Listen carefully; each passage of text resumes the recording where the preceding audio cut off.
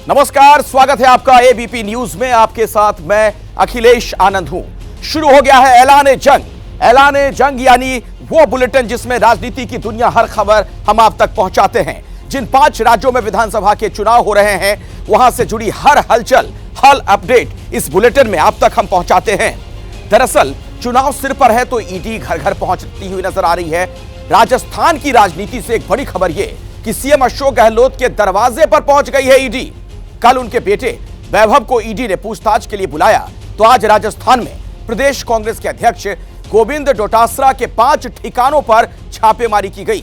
डोटासरा के ठिकानों पर छापेमारी पेपर लीक मामले में की गई है।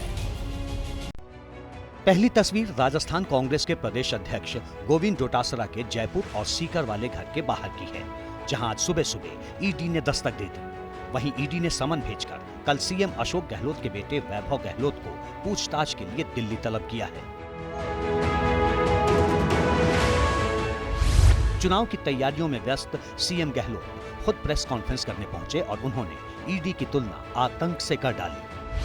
तो आज जो स्थिति है वो चिंताजनक स्थिति है।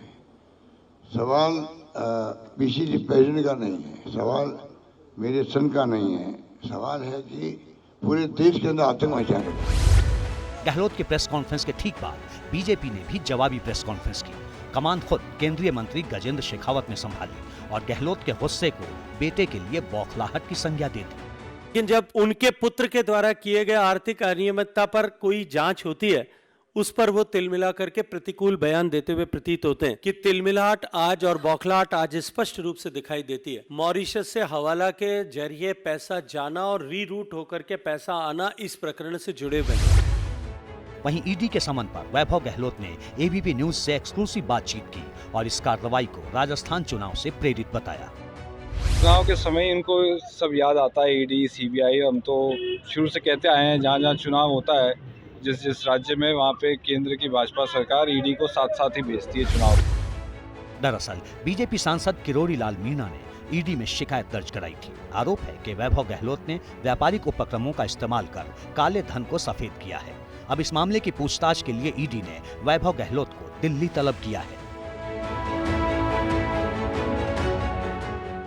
दूसरी तरफ आज गहलोत के खासम खास और प्रदेश अध्यक्ष गोविंद डोटासरा के ठिकानों पर भी ईडी ने रेड की।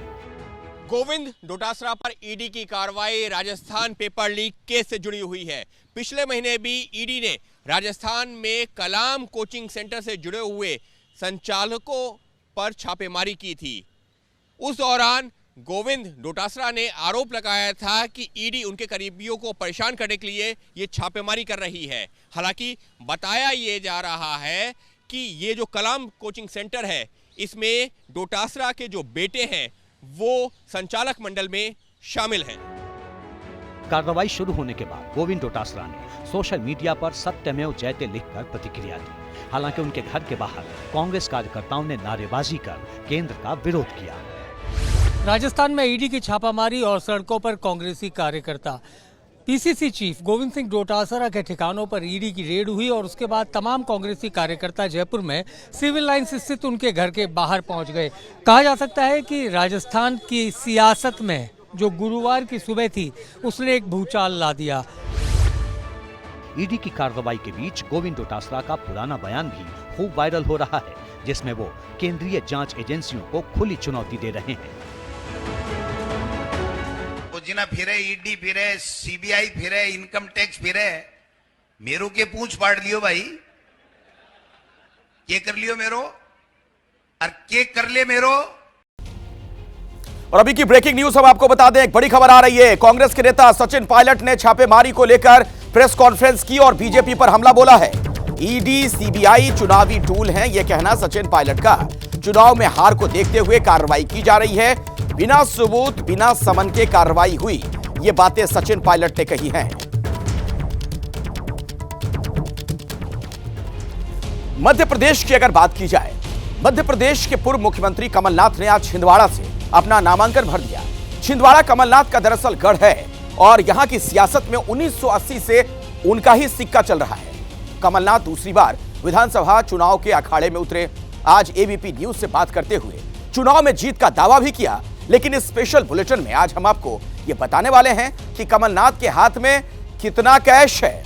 आशीष कुमार सिंह की खास रिपोर्ट।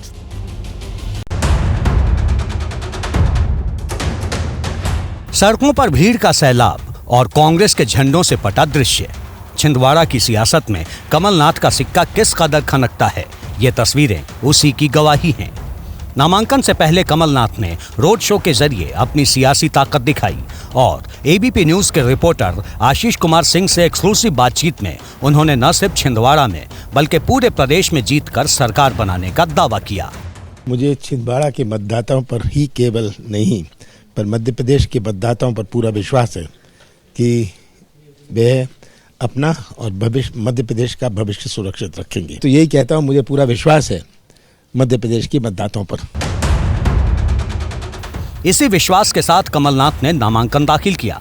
इस मौके पर उनके सांसद बेटे नकुल नाथ भी मौजूद थे। हालांकि पार्टी का कोई बड़ा राष्ट्रीय नेता प्रदेश में अपने सबसे बड़े नेता के नामांकन में शामिल नहीं हुआ।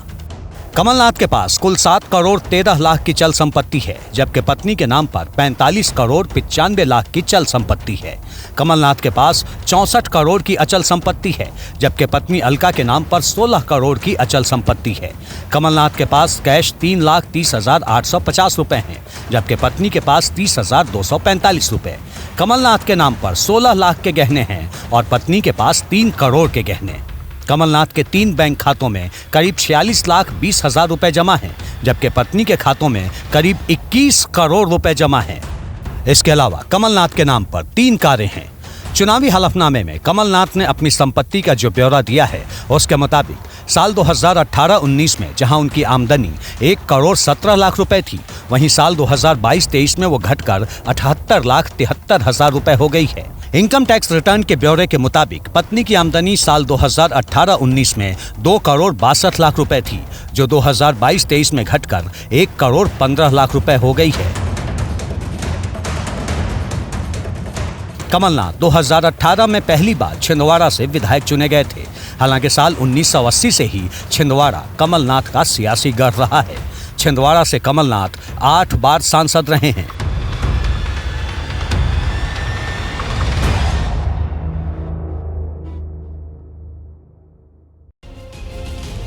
मध्य प्रदेश चुनाव में दरअसल इस बार राजनीति के कई रंग देखने को मिल रहे हैं। मध्य प्रदेश में चंबल की सियासत में महाराज वर्सेस युवराज की लड़ाई इस बार बहुत दिलचस्प है। महाराज यानी सिंधिया और युवराज यानी दिग्विजय सिंह के बेटे जयवर्धन। आज गुना में जयवर्धन ने अपना नामांकन दाखिल किया। जयवर्धन सिंह को आगे करके कांग्रेस चंबल इलाके में अपना सियासी किला मजबूत करने की तैयारी कर रही है। निधि श्री की ग्राउंड रिपोर्ट देखिए।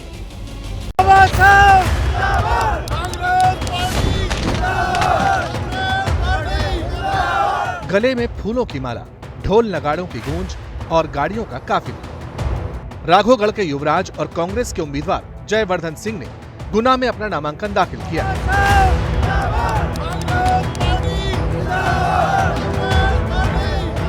एबीपी न्यूज की रिपोर्टर निधिश्री से बातचीत करते हुए जयवर्धन अपनी जीत के साथ ही प्रदेश में कांग्रेस की जीत का दम भरते हैं। कांग्रेस के जो अब नेता हैं, जो विधायक हैं, जो हमारे जो दिग्गज नेता हैं, वो हमेशा उनके पूरे जीवन भर उनके बयानों पर कायम रहे हैं।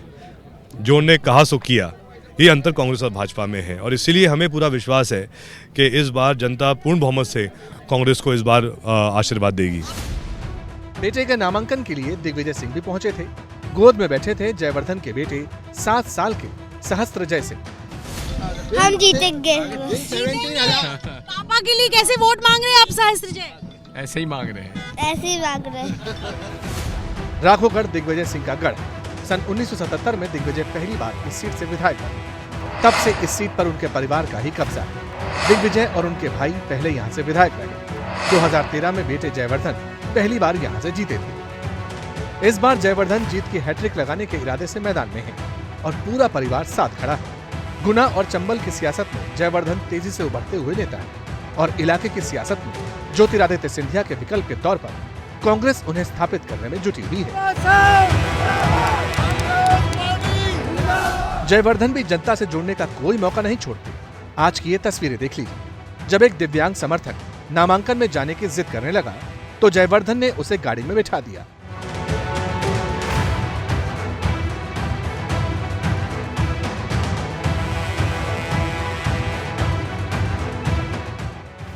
जयवर्धन जिस चंबल इलाके की सियासत में खुद को स्थापित करने में जुटे हैं, वो इलाका राजनीतिक तौर से कांग्रेस का मजबूत किला है। चंबल रीजन में विधानसभा की 34 सीटें हैं। 2018 में कांग्रेस को 26, बीजेपी को 7 और बीएसपी को 1 सीट मिली थी। अब इस इलाके में इस बार दिग्विजय परिवार बनाम सिंधिया परिवार की लड़ाई है। बीजेपी ने जयवर्धन के खिलाफ सिंधिया के समर्थक हीरेंद्र सिंह को उतारा है। तो एमपी के चुनावी रंग आपने देखे, अब हम आपको जरा लिए चलते हैं राजस्थान। जी हां, राजस्थान की अगर बात की जाए तो यहां गलियों में राजकुमारी वोट से झोली भर दो हमारी, शायद यही कह रही हैं राजकुमारी दिया कुमारी। दिया इन दिनों जयपुर की विद्याधर नगर सीट पर प्रचार करने में जुटी हैं। आज एबीपी न्यूज के रिपोर्टर नीरज पांडे ने उनसे मुलाकात की और प्रचार के साथ ही उनकी चुनावी रणनीति को समझने का प्रयास किया।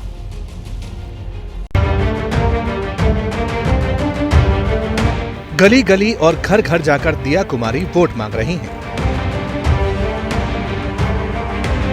जयपुर की विद्याधर नगर सीट से सांसद दिया कुमारी बीजेपी की उम्मीदवार हैं और इस तरह से वो अपने प्रचार को धार देने में जुटी हैं।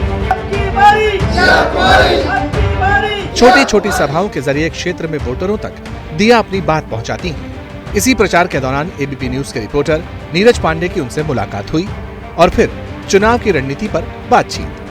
कार्यकर्ता ही हमारी मजबूती है, हमारी रीढ़ की हड्डी है और इसमें भी कार्यकर्ता इतने मजबूत है। विद्याधर नगर में हमारी पूरी संगठन की टीम, हमारे पार्षद, सब लोग इतना अच्छा काम 5 साल से कर रहे हैं और लगातार करते आए हैं, इसलिए मुझे ज्यादा मेहनत करने की जरूरत भी नहीं पड़ी।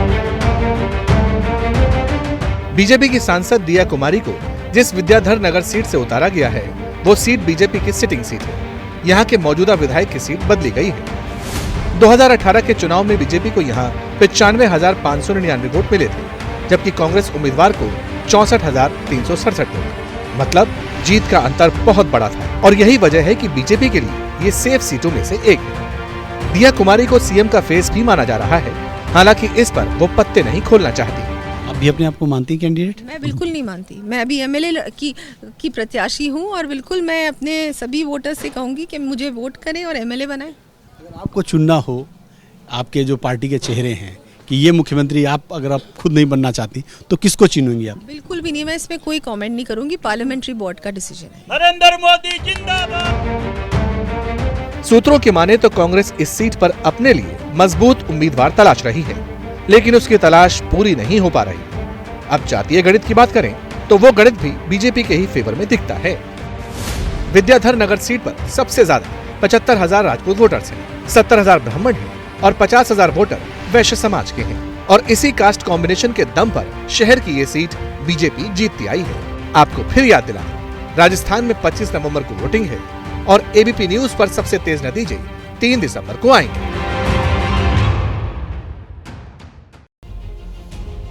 मध्य प्रदेश के एक मंत्री हैं नरोत्तम मिश्रा। नरोत्तम मिश्रा का एक बयान इन दिनों चर्चा में है। इस बयान को कांग्रेस ने महिलाओं से जोड़ते हुए मुद्दा बना दिया। नरोत्तम मिश्रा दतिया से उम्मीदवार हैं और उन्होंने अपनी ही पार्टी की सांसद को लेकर टिप्पणी की। क्या है ये पूरा मामला, आप खुद देखिए। मेरे दतिया ने उड़ान भरी तो सांस्कृतिक कार्यक्रमों से लेके हेमा मालिनी तक नचवा दिया। हो सकता है आप इन्हें पहचान गए हों, क्योंकि बॉलीवुड से लेकर धर्मशास्त्रों तक इनके बयान चर्चा में रहते हैं। और अगर अब भी आप इन्हें नहीं पहचाने तो बता देते हैं, ये हैं मध्य प्रदेश के गृह मंत्री नरोत्तम मिश्रा।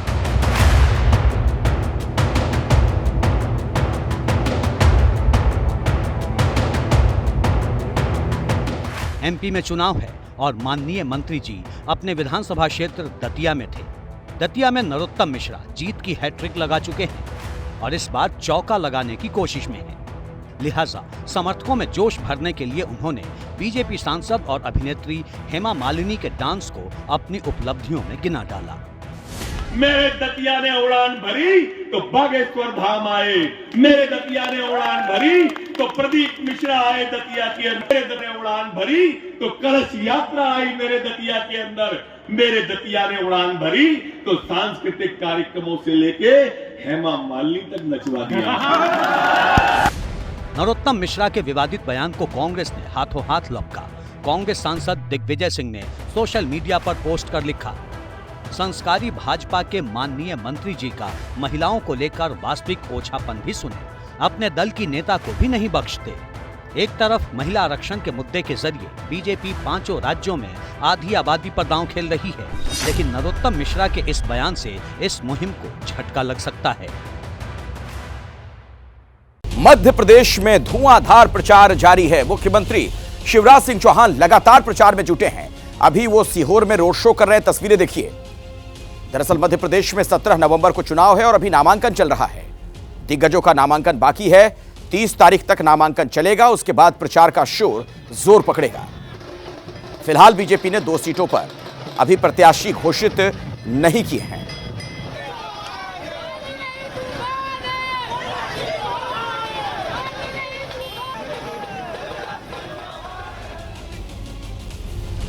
और आगे चुनाव का पंचनामा जरूर देखिएगा। जुड़े रहिए एबीपी न्यूज के साथ।